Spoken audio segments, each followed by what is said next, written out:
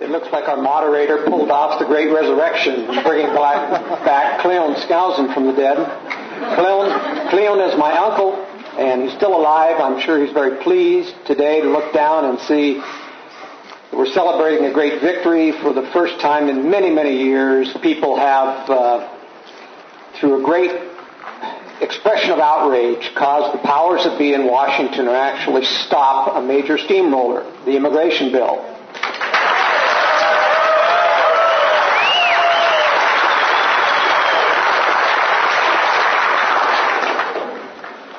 But they'll be back. This is one of those agendas where they will not take no for an answer.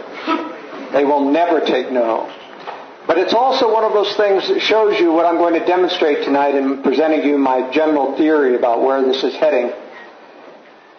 When there is public resistance, and there will eventually be great public resistance against the loss of national sovereignty in this country and the turning of this nation into a global surrogate of the United Nations, they will give you war to turn that around.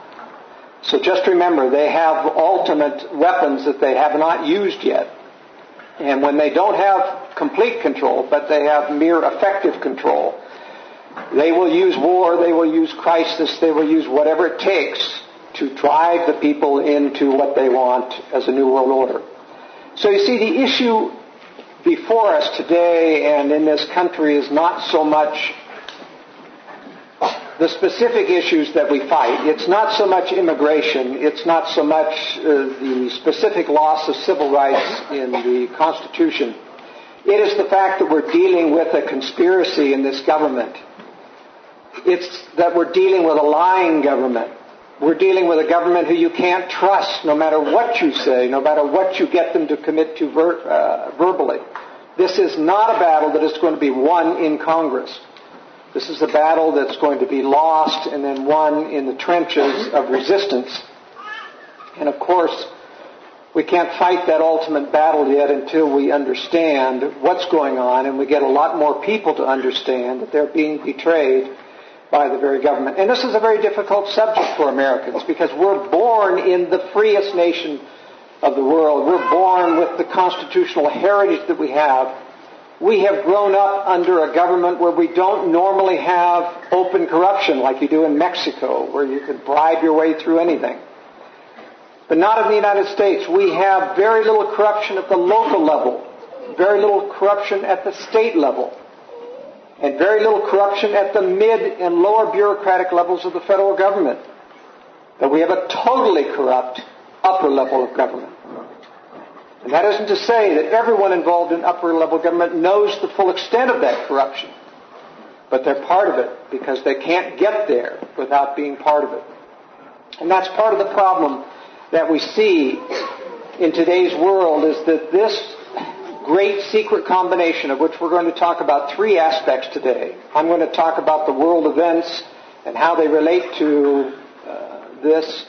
Steve Jones is going to give you specific evidence that points to a major conspiracy involving the 9/11. It's one of the great pieces of evidence that we have. Actually, all of the great cover-ups, whether the Oklahoma City bombing, the JFK assassination, the Martin Luther King assassination, the TW-800 downing, all of these are excellent examples of conspiracy to cover up injustices and provoked terrorist events within our own government. And then Jack Monnett is going to give you an introduction based upon his book, his wonderful book, Awakening to Our Awful Situation, of the spiritual basis, the satanic basis of the secret combinations which we face. But you hear, it's like speaking to the choir. I know most of you understand the things that I'm going to tell you today, but this is going out on a CD-ROM. It's going to be passed around to people who hopefully you will say, you need to hear this message. So I'm going to give some introductory remarks that will hopefully bring them around to an understanding of what we're dealing with here. First of all, I want to say the most difficult thing we deal with good people is their inability to perceive wolves masquerading as sheep. It's a very difficult thing for good people to believe in systematic evil. And right now, this is one of the great deceptions that we face in this world. We face a supposed fallen Soviet Union, which in fact is the grandest deception ever pulled off in the history of the world. Communism never fell, ladies and gentlemen, it just went underground. We're also dealing with an administration that claims to be both conservative and Christian, and it is neither. Even though they have chosen as a person to lead it a very interesting breed of script reader who is at once semi-disingenuous and yet believable to a good many conservatives as a Christian. He's a person who is weak enough mentally that he can actually believe himself that he is both a Christian and a member of Skull and Bones and see no contradiction in those two. And that's a serious problem. He's the most reviled president we've ever had internationally. He's the most despised and unpopular president we've had within this country, despite the fact that in Utah his popularity ratings are the highest in the nation, which is a sad commentary on a people who should have a greater knowledge by the Spirit of the Lord to detect deception. But in fact, there are certain reasons why people from Utah do not detect deception. One is a great deal of wishful thinking, a great deal of training in how to be positive thinkers and not to think negative thoughts, even about government, even when it's right in front of your face.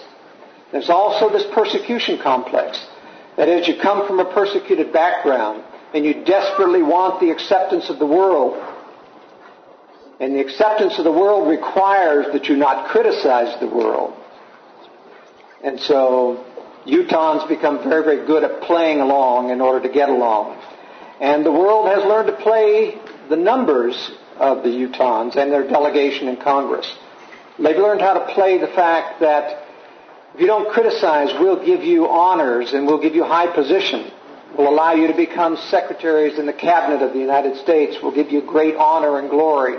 Because that's what you seek, by the way, as a persecuted people, is it not? To finally gain recognition in the world. And we'll write articles, ubiquitous, pleasant, positive articles about you in Time and Newsweek, praising the progress and the moderation that you've made. And all of that is done specifically to induce you to silence and not to fight against that which is that, as Jack Monnett will explain, that Moroni warned us, to watch out that this great secret combination does not take over this government, for he has seen it in vision. There's no people on the face of the earth that have a greater heritage and should have a greater heritage about understanding the secret combinations of the last days than the Mormon people. And yet they choose to be blind, most of them. And that's very sad. It's very sad indeed, because when you choose voluntarily to be blind, to choose to live and believe in the illusions of peace and prosperity, then you're only destined to live through the consequences of history.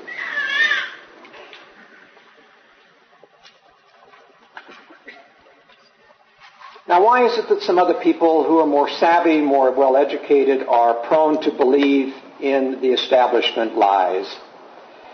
First of all, the basic problem is, there's one problem, and that's mental laziness. We're all working hard to make a living. Inflation guarantees that none of us can rest. Our money is being robbed, our value is being robbed, and that's done on purpose. The number one purpose of using inflation to finance most of government is so that you don't get taxed for unpopular things. How many of you believe that this war would still be popular, this pseudo-patriotic war would still be popular in Utah if every family were paying their fair share of the war every year, $3,000 to $5,000 in additional taxes? You would see a hue and cry go up to Washington to stop this war if people were having to pay taxes, and that is the reason why you're given tax cuts. It's not because they believe in free markets. They want to keep you from feeling the pain of raising taxes for these things. That's the reason why they don't charge the war to you. That's the reason it's off the budget, a special appropriation each year. You need to understand that they never intend to pay off the debt. They, in fact, know that war is coming. They're going to induce war because war is going to get them into the New World Order. And the reason they're not intending to pay off the debt is because war is going to wipe it out. when this country suffers a preemptive nuclear strike, the markets will go to zero and no one will collect. And everyone's going to be left hanging, and there will be a new currency. There will be a new world order because there's no other choice, right? It will drive us into it, that which we would resist. And so there is this wishful thinking on the part of many people, this laziness mentally, that we rely, because we have to work so hard, we rely on the news, the free news. Well, it's not free. It comes at a cost. It comes at a cost of your ignorance. The media doesn't so much lie to you. It's what they omit to tell you that is how they distort the news. How many times you have ever heard Channel 5 broadcast stories about the chemtrails that have been had and seen and documented over Utah? How many of you have ever seen that on the news? How many of you have ever seen a detailed discussion of Stephen Jones' evidence on the 9/11 conspiracy? Well, you've seen news about him being criticized. You've news about Brigham Young University wanting to disavow any allegiance with Professor Jones. But you've never heard the data and the details because it's not considered credible. It's not considered newsworthy. In fact, all that the media has to do is speak the word conspiracy, and all of a sudden everyone shudders and withdraws. This is very purposeful, to denigrate that word, even though it's very obvious to any student of history that there hasn't been any time in history where it hasn't been full of conspiracy. You can't name me any war where there haven't been conspiring. Now, there's always a superficial reason for war. There's the assassination of Archduke Ferdinand. But who planned the assassination and who was he connected to? Whether it's the assassination of Lincoln or Martin Luther King, these were not lone rogue assassins, as history books tell us. These were all broad-based conspiracies with a great deal of things happening under the table that had to do, in Lincoln's case, with a great deal about covering up for or to breaking down the resistance to the carpetbaggers and the things they were going to do to the South. There are many reasons why these things have occurred. But one of the most crucial reasons why people resist being aligned with or discussing conspiracy is that they still want acceptance in the world. I have a good friend who knows in his heart, I know, that there are secret combinations. He's a member of the Mormon Church. He knows about the prophecies. But he continues to deny that any of this exists. And then one time he told me, he said, "You know, Joel, they're going to put you away someday and lock you up and throw away the key." And I said, "You know, it sounds like you believe in conspiracy." Why else would you say to me that they're going to lock away? If you believe that George Bush is a real Christian and a conservative, why would he lock me up? You see, you know, but the reason why you refuse to believe, the reason why you refuse to acknowledge, is that you still want the acknowledgement of the world in your professional life. And you know, and he writes a newsletter like I do, you know that if you published what I published, you would be blackballed from the establishment people you're still trying to impress. Now, he had no response, because what I said was true. But most of the people that are not here tonight who knew about this did not want to be associated with it because they're still trying to gain the acceptance of the world. And that's why some of the most intelligent people, some of the most well-educated people, will never be wise and will never have the courage to fight these battles. Now, if you look around at this audience, you'll see you have a wide range of people, from the educated to the basic, hard-working, blue-collar people. In fact, I would say there's probably a majority of blue-collar people here. Well, blessed are the working class who actually have the courage to not worry about their ego and their reputation so much that they're not afraid to fight this great battle. Because it's on your shoulders, not the educated, sophisticated class, that this battle will rest.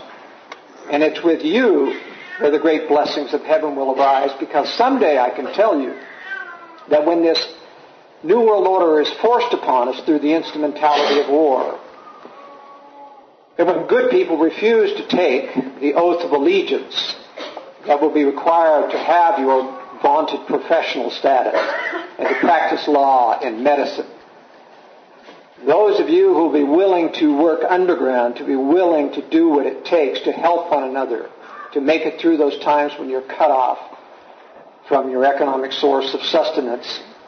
That's when you'll need to network. That's when you'll need to know who you can trust. That's who you'll need to know who your neighbor is sitting beside you. Now, I might give a word of advice.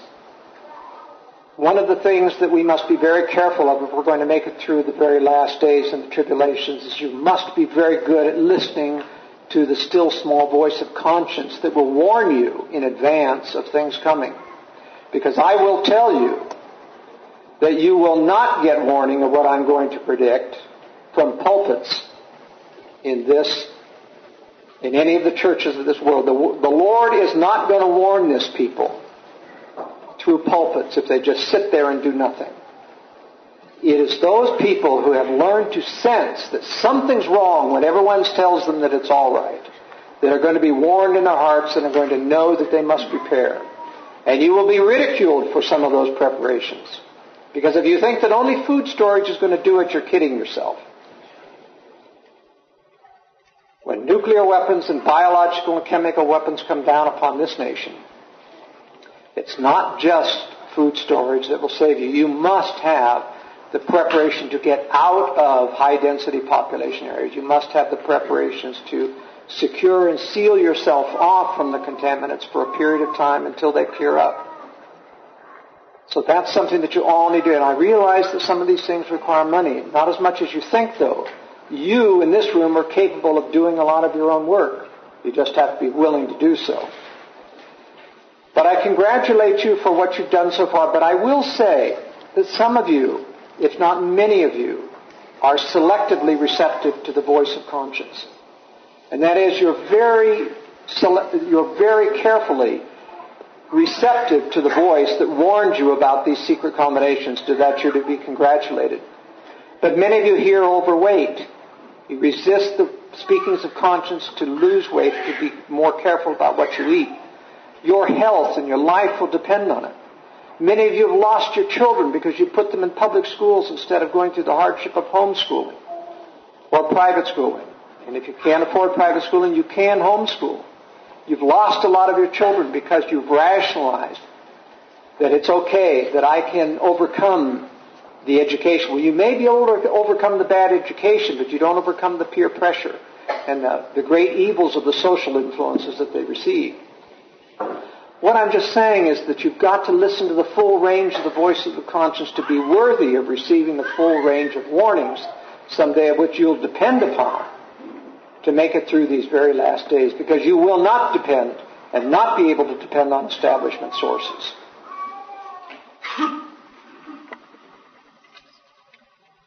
Now let me say that one of the greatest arguments that has been used against those who believe in conspiracy theories is one that,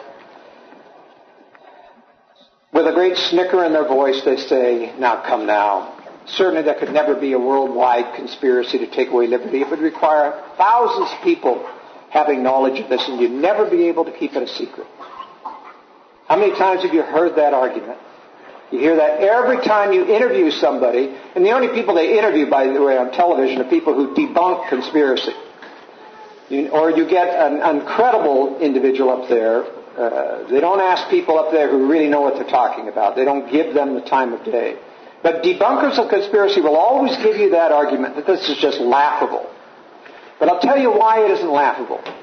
If they'd ever really thought through it very well about how conspiracies operate, they'd understand, first of all, that you never do tell many people about the full range of conspiracy. First of all, you talk and you maybe admit that there's a control system, but you tell people it's benevolent. Then you also hire a lot of predictable people so that you don't have to tell them what's going on. If you're in the news media, how many times do you hire conservative commentators like myself to work for the news media? You never get hired because you're up against what the editors want. I've talked to enough reporters, even at the Deseret News, who, when you get them in private, agree with many of the things that Steve Jones said. And I say, why don't you write about it? Oh, my editor would never accept it. Well, why don't you quit? well, my job, my career, all of this, I've got to make a living. They have all these excuses. But you see, journalists will never admit that they are in fact very much coerced into doing what they do. But it's not overt. It's not saying, look, this is the bottom line. We're a conspiracy. We're not going to have this truth and this truth, etc. They simply hire predictable people. They can smell a constitutional conservative just like you could smell a liberal. They know when they're in the presence of one. They interview me differently than they interview someone like Mitt Romney, who's trying to please the world, you see. And so they hire predictable people. This is very important in the selective process of promoting people.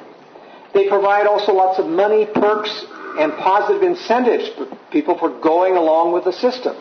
Then when they start to ask too many questions, and eventually there are among honest people that ask too many questions, they'd say, now look, first of all, this is a matter of national security. National security is the most wonderful boon to conspiracy that was ever invented, because you can tell honest people, this is a matter of national security, you don't really need to know about this, but you can trust us. And your job's on the line if you don't trust us. And so what do? I can't tell you how many people from Utah I've had who work in Washington. When I was chairman of the Conservative National Committee, would say to me, Brother Skousen, what you say just can't be true. I'm in the FBI. I would know. I would know if there was a conspiracy. I'm in the CIA, Brother Skousen. I would know. They don't understand there's a white side of the FBI and a black side. There's a white side of the CIA and a black side. And they're on the white side. They love to hire Mormons on the white side of the CIA and government agencies. They're so believable. And they're so naive about believing. They're so trusting of their leadership. And it's just stacked with them. And I'll tell you, I had an opportunity when I was in Washington. I got a call from a doctor in Texas who was, he had a client who was confessed to him that he was an agent for the FBI, that he had infiltrated CSPES, which was the Committee in Solidarity of the People of El Salvador, a communist front in Texas made up of Salvadoran communists that were, and the FBI had infiltrated it through a Latino, and the Latino came to him and said, as they were talking politics, and he realized this doctor knew a lot more than normal people, and he opened up to him and he said, look, I've got a problem. My FBI handler hasn't been paying me. I found out there's a conspiracy within this front organization to assassinate President Reagan, and all of a sudden he's stonewalling. He's not paying me. He doesn't want any information from me. What's going on? I'm poor. I need to get paid. So he calls me up and he says, Joel, can you look into this? And I had contacts in the CIA, and I said, well, look, I'll need to know this guy's code name. So he got his code name for me, and so I called my friend in the CIA, and I said, look, see if you can find out what's going on with this contact. He says, look, there's very little chance that this is just one small two-timer informer down in Dallas, Texas, that the headquarters are going to know about it, but I'll call FBI and find out if they know anything about it. He no more than uttered that guy's code name that all hell broke loose in the FBI office up there in Washington. Not only did they know this guy, they wanted to know from my friend, the CIA agent, how did you find out? He called me back in a panic and said, look, I'm going to have to tell them, your name, because my career's on the line now. This is a hornet's nest. They know who this guy is. And then there's a problem. And so I said, well, listen, you just send the FBI out to talk to me and we'll get you off the hook. They came out, two white shirt, clean cut FBI from the white side coming out to interview me. And I said, look, I'm trying to get this guy paid. I want to know why he's being stonewalled, why he's got information relative to the assassination attempt on President Reagan, why the FBI isn't interested in it. And they said, look, we got to know every person who knows this guy's code name. We got to know who you found out from. And we want the whole chain. I said, I'm not going to give that to you. I said, I want help for this guy. And so the guy said, excuse me, can I use your phone? I said, sure. He goes back. I could hear him over the telephone. No, he won't tell me. Look, I know, but I can't get this out of him. I mean, what do you want me to do, arrest him? And so it's obvious this guy didn't know the whole reason why he was trying to get this out. He just was told he had to get it out of me. And so We ended at a stalemate, but I went back there and I flew down to Dallas and decided to interview this guy. Since I spoke fluent Spanish, I could talk to him and find out what the real story was. He told me a very interesting story. He said, you know, when I was being trained for this undercover job, my FBI handler brought me to a party one evening with other agents in the government. And he had a few drinks, and he was a little loose, and he told me all this in Spanish, and he said, that guy's CIA, and that guy's INS, and that guy's DA, and we all have this ring on. Because, you know, Congress doesn't really know we exist. We have our own budget, we have our own operations center, and we have this organization that does whatever we want. You can be part of that someday if you play your cards right. So he was trying to recruit him, basically. But you see, ladies and gentlemen, this is what the news media ran into in 1994 when they had the nigger hanging tree incident. They found a big multi-jurisdictional task force party on the 4th of July, and there were all these government agents there, and they had this nigger hanging tree, and they were selling raffle tickets to see who could go and attend this mock hanging, and they were throwing out all these racial epithets. And there was one of these people who was not a full-fledged agent that had invited along like my contact was. And he went and told the press about it. And the press got news of this, and they started spreading this all over. You may have read about this. A Good Old Boys Network is what they call it. It was a Good Old Boys Party. You know, the press never asked what were all of these different agents doing. All they were concerned about was the racial issue. No one asked the question, what were different agencies doing having a party together at government expense? What they'd run across was the same thing this contact had. They ran into the dark side of government. They ran into the dark side of enforcement. This is the enforcement side of the secret combination. And many whistleblowers come out of the dark side, or having seen too much in the dark side, and they think the CIA has a coup on this government. The CIA really runs things, and they're wrong.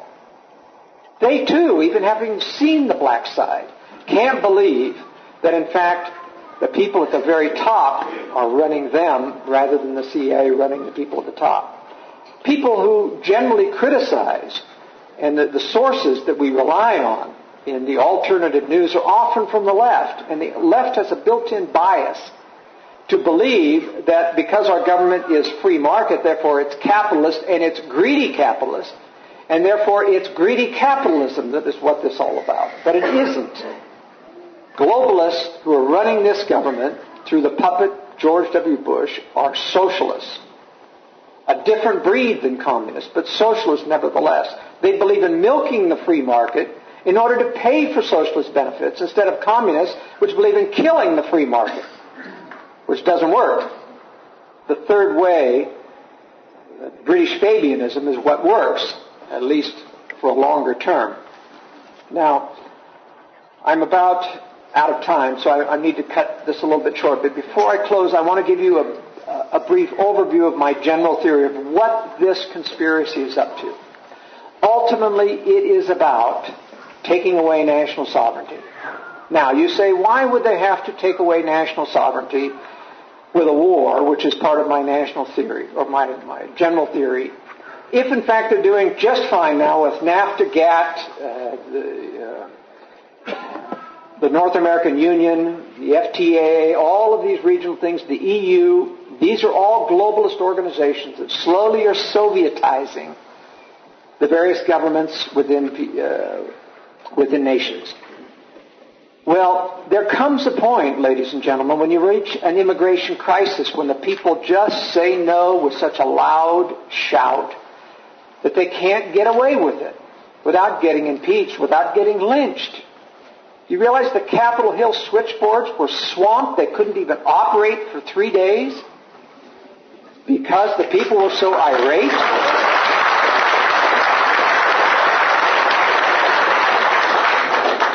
When a go-along man, a yes-man supreme like Senator Orrin Hatch can't vote for this immigration even though he desperately wants to, you know that even Utahns have woken up to the immigration scandal. And it's about time. But he has not been converted. Orrin Hatch is still sold out to pleasing the Bush administration because he's been promised years ago false promises that he could run for president if he'd play along. They gave him his chance. You notice how that went. They promised he would also get a nomination to the Supreme Court, and he didn't get that. He's been betrayed twice now from the promises. I'm sure they've got other things they're leading him along with. But that's how they deal with people who aren't necessarily evil. Many congressmen, they have dirt on them. They have their immoral escapades. They have their gay escapades that they blackmail them with. When you got our Utah congressional delegation, they can't blackmail them with very much. Most of these people are pretty straight arrows. But so they lure them along with we can help your people get ahead. We can make you look good. We can make your state look good. We can make your church look good. You staying in Washington will be good for everything that you honor. And they think they're on a mission from God to compromise because they believe that staying in power is doing the will of God, even if that means compromising the very principles and corrupting their very conservative constituency, which they do every day. Now, what their real purpose is, my point was about their slow progress in bringing us into a new world order through regional government, is that at some point you're going to offend a majority of people. They have a written rule right now. You don't offend the majority at any given time. Only offend minorities. You got close to it during 9/11 when you started shutting down transportation. People were getting really hopping mad. In fact, terrorism hardly ever affects anyone but a few hundred people. What affects you in terrorism is the government reaction to terrorism. Look at Katrina. That was a disaster made by government. What's the lesson that people have learned out of Katrina? Don't go into a FEMA camp, ever. Don't go to FEMA, because you become in a prison camp and you can't get out. And that's what happened in the Superdome. Don't get on a freeway managed by FEMA. It becomes a prison camp and you can't get out. Stay off the roads, stay off and away from the population densities. Now, when they eventually get to the point where you're going to put together a new world order, eventually they're going to have to start imposing these rules and regulations upon the world of which we are not used to accepting. And Americans don't like this kinds of thing. They don't like being hauled before a wetlands court in Belgium to hire an international attorney to defend yourself against a wetlands violation in Utah. How many people are going to start to rebel when that happens? How many people are going to start to demand to Congress, get us out of this new world order? They know this is coming. They know Americans won't take voluntarily going into a new world order when it starts to inconvenience them, when they start to have to pay international taxes, when they start to have religious and gay rights imposed upon them. That's why they plan on giving you war. And here's how they plan to do it. First of all, they intend to antagonize the world. And that's the process that you're seeing right now. Yes, they're in the Middle East for oil, but that's a secondary consideration. The only general line of thought that connects between Bosnia and all of the intervention in Kosovo, etc., was to make the Slavic people angry at Americans. And now we're in the Middle East to make the Muslim people hate Americans all over the world. Now, why is that? Because it's the Slavic people and the Muslim people that are the two basic client demographic groups that are the client states of the old Soviet Union and the current Russia. That's the ones that Russia used to arm, and where they had all of their terrorists through them. So they're arming or creating hatred among these states so that the U.S. becomes the most hated government in the world. You know, what President Bush says is a bunch of disinformation, at least what his script writers do. They don't hate our freedoms. They don't hate our lifestyles. The Muslims in Iran and Saudi Arabia are trying to imitate Western lifestyles as fast as they can get stuff through the black market.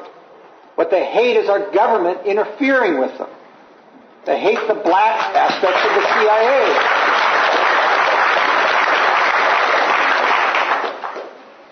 And our government's piling it on time after again. And that's why they picked George Bush. They picked George Bush not only because he was a believable dupe for conservatives. They picked him because he was laughable to the international community. He doesn't know it yet, but he's been picked to take all of the blame for everything that's going to go wrong in the world.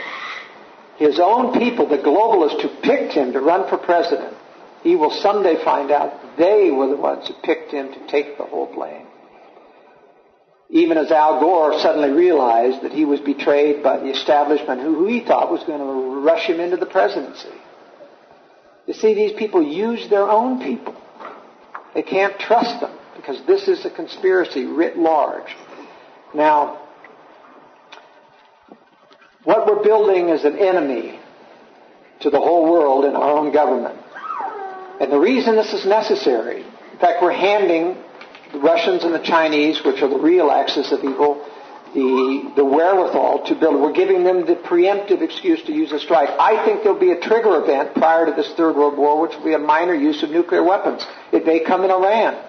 When you open Pandora's box and suddenly you start to use nuclear weapons, and notice who will use them first, either Israel or the U.S., then suddenly, who is then justified in the eyes of the world in nuking the United States? Russia and China. We weren't the first use. The U.S. started the doctrine of preemption. The U.S. used the doctrine of preemption in Iraq. They used the doctrine of preemption in Iran.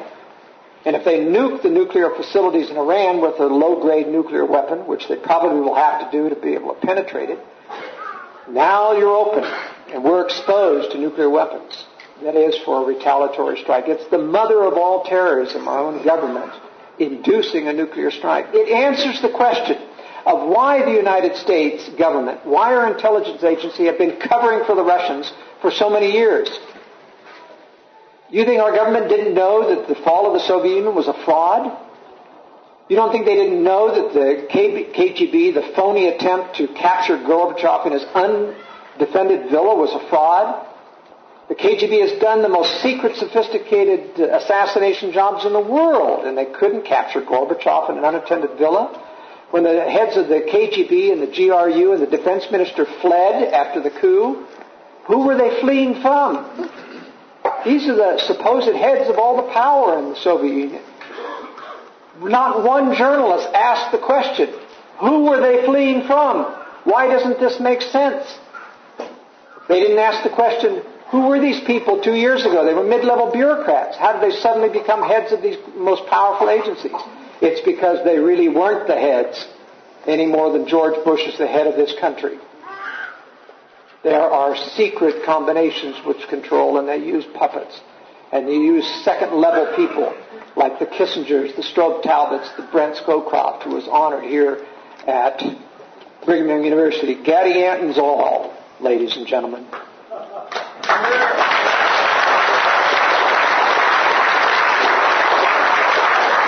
And we gave honor to them. We gave honor to a vice president who's a Gaddy Anton, and I will say that for the camera. Someday people will be very embarrassed, innocent though they may be, or though they may wish to remain, when they go up to heaven and the Lord puts his arm around them and said, I'm sorry to tell you that the people you admired most and gave honors to at my university were Gaddy Antons. Talk about embarrassment. Really embarrassed. But these are not evil people that I'm criticizing this. These are people who are willingly decided to be blind, willingly decided to reject the many letters and emails you get which try to influence them and get them to see light because they want to please the world. That was my major criticism at Brigham Young University my whole time there. Every one of those professors wanted to make it in the world. And that's why I had the most liberal socialist experience as a political science major at Brigham Young University. I was absolutely disgusted. I had to unlearn all that I learned in order to be what I am today. But I will tell you to end, sometime, probably the middle of the next decade at the earliest, there's going to be a nuclear preemptive strike on America from Russia and China. And Russia is not quite ready, and China is about 6 or 7 years from being ready. China will take the eastern Pacific, including Australia and New Zealand, Japan, Philippines, North Korea, South Korea. All of that will be under China's control. So don't think about relocating to New Zealand for safety. You don't want to live under a Chinese occupation. But I'll tell you, when our leaders come out of their bunkers, out of that nuclear preemptive strike, they will continue the deception. They won't tell you that Joel Skousen was right, that the Russians really never did give up communism. They will say, the Russians deceived us. We never realized that they weren't our allies. They'll continue to play the game. And they'll say, but you know, we have no military anymore. It's all been nuked. We've got to resurrect our power and strength in the name of God, country, and the Constitution. They'll use those holy words and go say, we must join with the United Nations, though, now to fight this great Third World War. And Americans stupidly will get behind that patriotic fervor just as they have been fooled and duped into the stupid patriotism of 9/11. And they will back this New World Order right into the large globalism that they have so normally would have resisted. And that's how we'll get a New World Order. And during that New World Order, sometime they will turn against those who will resist, like you and I, with a test oath. And they'll say there are too many traitors among us in America. There are too many people who resist and who are undermining our government and undermining our troops who are serving so valiantly to fight against the communist menace. You can hear it all, can't you? And you will be tagged. And your neighbors will be asked to turn you in. Those who have spoken out against it. It will take great courage. But do not fear, because if you have courage, the Lord will sustain you. This is the battle. The Book of Mormon conspiracy and the Gadians knew nothing compared to the sophistication of what you and I are going to go through in the last days. Now, I don't pretend to know all the answers, but I know that this war is coming. And I know that there is no resolution politically of what we're dealing. Though we must continue to try. We must not stop trying, because in that trying we convert other people, and in that trying we allow the Lord to judge those who are betraying our liberties, either through weakness or through forethought of knowledge. Well, it's been a pleasure to speak with you today. There's much more that we could talk about. I encourage you to get Jack's book. He's a marvelous, courageous individual. You're going to enjoy Professor Stephen Jones give you the specific data that will show you that this 9/11 official version was a fraud. I thank you for your time. It's been a pleasure to be with you today.